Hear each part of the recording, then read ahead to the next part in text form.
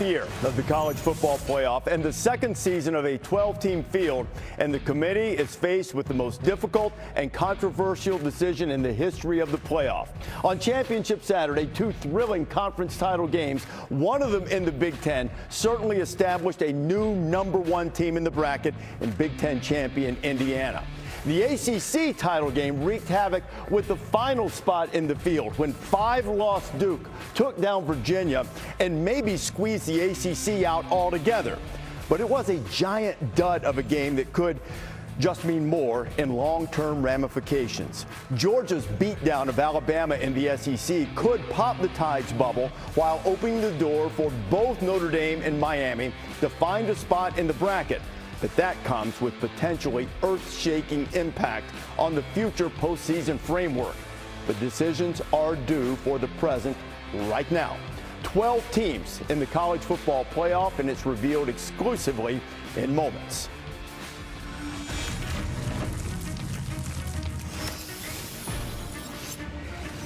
Welcome to the College Football Playoff Selection Show, presented by AT&T. The day has arrived. The bracket is empty. It will not stay that way for long. A 12-member committee in Grapevine, Texas had, in my judgment, the most difficult decision in the history of the playoff, not just the 12-team years, of which we are in the second, but also in the 4-team era. There's no right answer here. Only wrong ones need apply, or at least there are better and worse answers. How did they arrive? There are a lot of people waiting with anticipation to find out what their playoff fate is. Some hanging in the balance, some breaking through for the first time. And we have people all over the country, 11 different reporters waiting for reaction to what the committee's decisions are. We'll talk about the teams who are sitting right on the bubble, most notably Alabama, Notre Dame, Miami primarily. Could there be other surprises as we begin this pursuit for the College Football Playoff National Championship Trophy? Rece Davis, Booger McFarland, Greg McElroy, and for the 12th consecutive year, all of the playoff years. Welcome back, Joey Rece. Galloway's Welcome here. back. Welcome back, Joey. It's so good to have you here. Joey locks in. He stays for the whole show. We're ready to go, Joey. Let's go. All right, let's do it. This is going to be really, this is a difficult decision, Booger, and I'm not trying to absolve the committee of anything. That's why they're there. But, boy, there will be consequences no matter what they decide at the end of the bracket. It's going to be consequences. And anytime you have a subjective measure like this, you have to have something to stand on. The resumes are complete right now. And all the process long, we've been comparing Miami and Notre Dame, and the head-to-head has been talked about. Well, now that the resumes are complete, it's time to bring Alabama into this conversation. 10-3 Alabama, who they lost to, how they lost yesterday. And so I can't wait to see how this committee brings Alabama and compares them with Notre Dame and Miami. That, to me, is fascinating. Let's keep in mind some resumes were complete before yesterday. And let's keep that in mind. This is the first year I wanted to go 4. I thought it was great. I didn't want to go to 12. Then we went to 12, and I said, hey, man, this 12 was pretty doggone good. This is the first year I'd like to have more. Give me more. There are teams in this year's season, you can say Texas, you can say Miami, you can say Vandy. There are teams that won't get into this playoff that could absolutely get in and win it if they got hot. I wish we could expand it, but we can't. We only get 12, and it's a tough decision. It's brutal. And like you said, I think whatever team's left out amongst those three could theoretically win 4 games in a row and go chase a championship. I think Alabama's in. I feel pretty confident in that because they created that precedent last year with how they handled SMU. They do not want to de-incentivize participation in a conference championship game. So I think Bama's in a good spot, which takes us to the conversation between Notre Dame and Miami. In an effort to have better perspective on that matchup, I went back and watched that game from week 1. Notre Dame had no idea who they were. They didn't know their offensive identity, and they have since improved greatly. If they played tomorrow, I'd pick Notre Dame to win that game. But they don't play tomorrow. They played in week 1, and I went back and watched it, and Miami handled them along both lines of scrimmage. And I think if the committee went back and refreshed their memory on what that game looked like, they might lean towards the Hurricanes over the Irish. They have not done that in any of their rankings up to this point, and with neither of them playing, that would be a question to be answered if, in fact, that's the decision that they ended up making. Kirk Herbstreit is with us now. Kirk, you've watched this from the beginning. You've covered this sport and been part of this sport your entire life. What are your expectations, and what level of controversy do you expect, regardless of the decision that's made by the committee? Good morning. Yeah, you guys are all over. Let's not forget Duke winning as well. So more than likely get an opportunity to see Tulane and JMU, more than likely, I would think, get into this thing.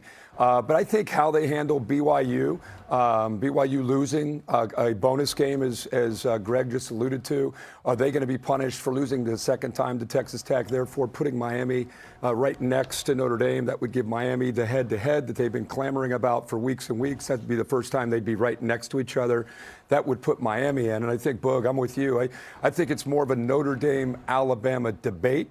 I think that's probably what's given them the most headaches throughout the night, and trying to figure out, well, Notre Dame has this eye test. They're playing really great football. Yeah, but Alabama went to Athens. They went to Athens and beat the same team they lost to in the bonus round. So, Greg, I think this not just the game, the way it went with Miami and Notre Dame, I just think Alabama, it'd be interesting to see how they handle that when it comes to that big data point of going to Georgia and winning that game. That's going to be an interesting way to see how they decipher between Georgia beating them yesterday and Alabama winning in Athens. Kirk, how would you evaluate these teams?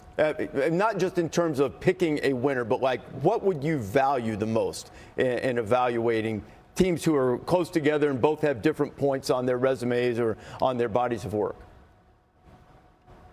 Well, I just think if it's Miami and Notre Dame, I think the head-to-head finally at the end of this, when the dust settles, I think they're close enough that where the head-to-head comes into play. I think that's a significant data point that will give Miami the nod. That just based on the way they've taught us over these years, I think that if they're 2 or 3 spots away, I don't think head-to-head would come into play.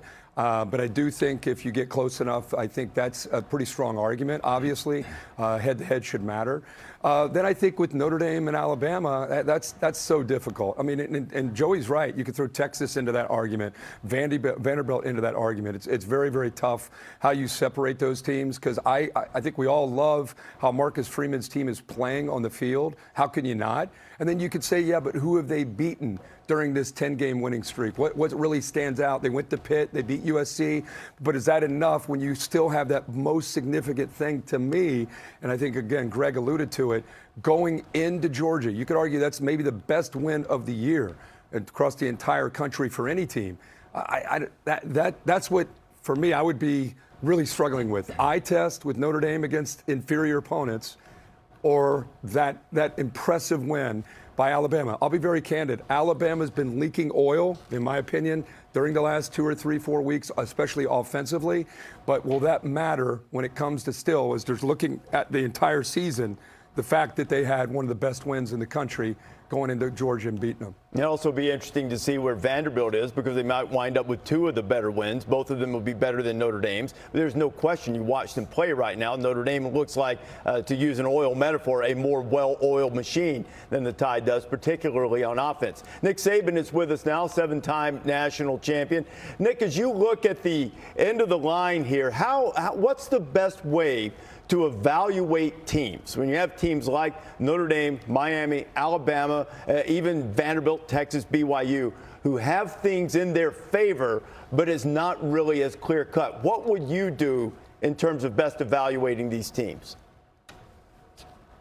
Well, I think it's very clear that there's 7 teams that have established themselves as the 7 best teams. And, even Oklahoma, to me, has an impediment. They had a tough time scoring points all year long. Notre Dame started out not so good, not great schedule down the line, but playing very well and from an eye test, looked like a great team. Then you got Miami, who finished strong but stubbed their toe in the middle. Then you got Alabama, who probably had the most impressive run in the middle of the season when they beat Georgia at Georgia and then beat 3 or 4 more ranked teams at the time all in a row. And now lately, for whatever reasons, and injuries are a part of the game and you have to be able to overcome them, they're not playing as well as they did earlier in the season. And then you have arguments for people like Vanderbilt and Texas and even maybe BYU, and the whole question of how does playing in a conference championship game really impact your season when other people are staying home, and how can they get pushed ahead of you because of that? So there's a lot of issues. Right now, if we had AI and they had all the information, they would have one hell of a time trying to figure out what this committee's got to figure out in terms of these last 3 or 4 teams. You know, that's the point, Nick. I think there are going to be long-lasting ramifications no matter what they decide. What impact would it have on the conference championship games if Alabama's left out? What impact is it going to have on scheduling should Miami be left out? And Notre Dame, are they going to look at them and say, well, you're not even, there's not even a possibility of playing in a conference championship game, but still, it's Notre Dame. You leave them out, and you also have evaluated the entire time of the rankings that you think they're better than Miami. So there are a lot of things to deal with. Now, 5 reporters in different places, different levels of controversy. Molly McGrath is with Duke, ACC champions there. This is probably a long shot. We've got Molly McGrath against Dana there, maybe looking for a spot in the playoff. But let's start with Marty Smith, where Alabama is probably most anxious today, Marty. Indeed, Rece, good morning. If you look at 3 key metrics that the CFP committee must consider right now, it's strength of record, strength of schedule, FPI. Alabama is the only team in the United States of America that ranks in the top 10 in all 3 of them right now. I just left Kalen DeBoer's office. He makes it very clear we should not be penalized for earning the right to play in the conference championship game in the toughest conference in the country as the #1 seed. Yeah, we got beat, but there should be no penalty for earning the right to play in that game, especially, he added, while other teams under consideration today were sitting at home watching. We'll see what happens in a few minutes.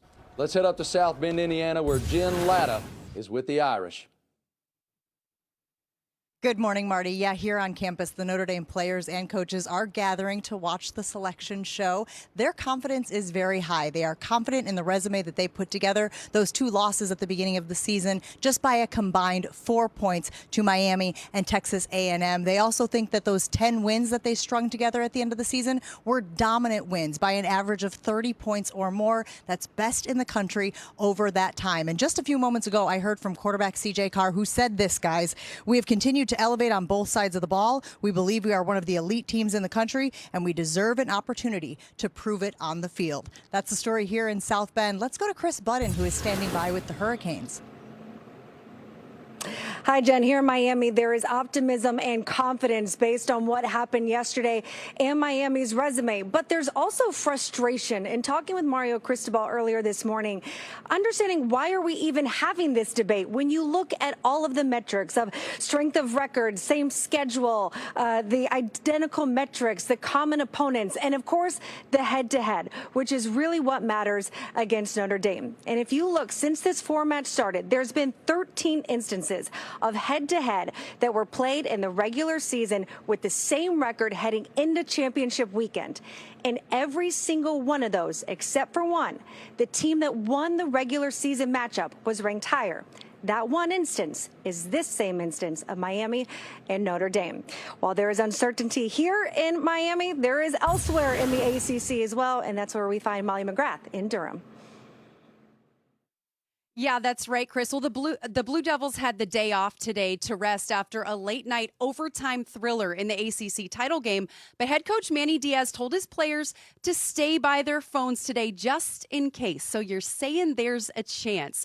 Diaz is watching the selection show at home with his family, but argued that Duke should be in over JMU because of their strength of schedule and JMU's lack of a Power 4 win. Whereas the Blue Devils just beat a top 20 team that had 1 foot in the playoffs. So I'm interested, Dana, how confident are they over there at James Madison? Well, Molly, how dare Rece to pit us against each other? But there's certainly some extra emotion from Coach Bob Chesney, who made it official yesterday that he will be the new head coach at UCLA. He did confirm if James Madison hears their name called this afternoon, he will coach this team through the playoff berth. And while no official watch party was held Saturday night ahead of the ACC championship game, star running back Wayne Knight did storm the quad on campus after Duke was announced as the ACC champion. And in this morning, Bob Chesney stating his case, Rece saying we're the best group of 5 school, and it's not even close. Dana, figuratively speaking on that, pitting you against one another, just the teams, figuratively speaking. That one man stormed the quad. well, he stormed the end zone. If anyone can do it, he can do it. He's a storm. Really good back. All right, let's look at this. These are the selection principles for the College Football Playoff Selection Committee. Strength of schedule, head-to-head. Mario Cristobal's been pointing to that one. Comparative outcomes against common opponents. Miami's pointed to that against Alabama, too, comparing the Florida State games. And unavailability of key players and coaches may have affected past performance or postseason performance. An interesting note there because of the calendar. Whoever winds up in the field, you're going to have at least half of the teams who will be without either their head coach or their head coach is moving on, or an offensive defensive coordinator or assistant head coach, associate head coach moving on. That is amazing. Over half the field, in all likelihood, no matter how it comes out. In some cases, both coordinators are going. Oregon's going to be in. Both coordinators are going to be on the move. Still coaching now, I get that, but, you know. When you should be the most united is when you are the most distracted. Never distracted is Heather Dinich, who covers the college football playoff for us. So, Heather, and I'm not trying to absolve the committee. This is the business they've chosen. They've signed up for this. This is going to be a very controversial decision, no matter what they decide. What's it been like in the committee room? It's been tense. Look, they met until 2:30 in the morning local time with most of their focus, debate, and discussion focusing on those 3 teams, Alabama, Notre Dame, and Miami. But it is important to remember the context of this season, how they've talked about them. While everyone outside the room is focusing on the head-to-head between Notre Dame and Miami, in the room this season, they've been focused on Alabama and Notre Dame. So the way Alabama played in the SEC championship game against Georgia very poorly opens the door for debate. They will certainly consider dropping Alabama, but how far? Miami needs them to drop to number 11. If that happens, Notre Dame are in, no matter what you think about the head-to-head. But they will also consider the fact that Alabama has the best strength of record, the best strength of schedule, and the best win of those 3 teams going on the road, beating Georgia, which is now the SEC champs. So they are considering all of those factors, but it also wouldn't surprise me because of the Alabama-Notre Dame angle if they flip those 2 again. Heather, we will keep an eye on it. In fact, we're going to have answers shortly. I'm told that the rankings have come our way, and we will fill out the bracket. That means for a moment that Zach, our graphics operator, is the most powerful man in college football because they have to give it to Zach in order to type it up. I like it. So